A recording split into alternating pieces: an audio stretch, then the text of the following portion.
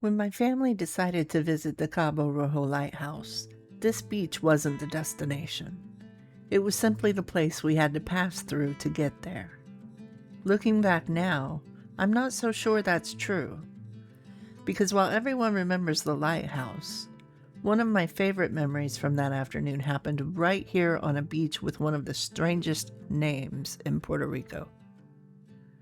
Playa Sucia, dirty beach. And trust me, there wasn't anything dirty about it. Getting here felt like driving to the edge of the island. We left my parents' house and headed through the Puerto Rican countryside, talking about life, houses, and everything that had changed since they moved here. Along the way, we passed the Cabo Rojo Salt Flats, where salt has been harvested for centuries. The shallow ponds shimmered shades of pink and red beneath the Caribbean sun, giving Cabo Rojo, Red Cape, its name. Eventually, the pavement disappeared. The road became rough dirt. Every bump made it feel like we were leaving the modern world behind. And then, there it was. A perfect crescent of white sand wrapped around impossibly blue water.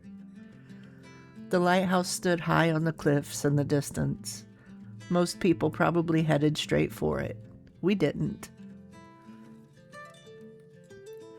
While my son and Grandpa made the hike to the lighthouse, Mom and I stayed behind. We wandered slowly along the shoreline, talking about everything and nothing, picking up interesting rocks, listening to the waves. There wasn't an itinerary anymore. There wasn't a schedule. Just one quiet afternoon together. Sometimes those are the moments that stay with you the longest. My son came back later with incredible photos from the lighthouse, but I never felt like I'd missed anything, because I already had exactly what I'd come for. Standing there, it's almost impossible to believe this place is called Playa Sucia. The water is crystal clear. The sand is bright white. The scenery looks like something you'd expect on a postcard. So where did the name come from? No one seems to know for certain. One theory points to the centuries-old salt industry nearby. Ships loading salt may have discarded ballast and other debris here, leaving the shoreline looking dirty. Another explanation is much simpler. During certain seasons, large amounts of seaweed wash ashore, temporarily covering the beach.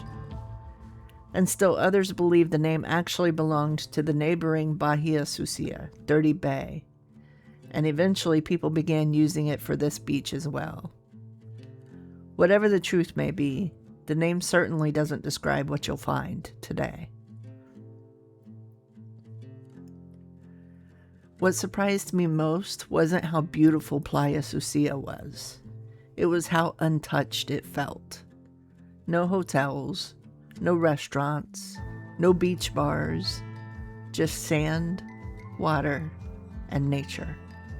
That isn't an accident. This coastline eventually became part of the Cabo Rojo National Wildlife Refuge, protecting not only migratory birds and fragile ecosystems, but places like this from overdevelopment. In a world where so many beautiful coastlines have been built over, this one was allowed to stay wild. When I think back on that afternoon, I remember the lighthouse, but I remember this beach even more. I remember walking beside my mom, watching my son disappear up the trail with Grandpa, collecting little rocks that probably meant nothing to anyone else.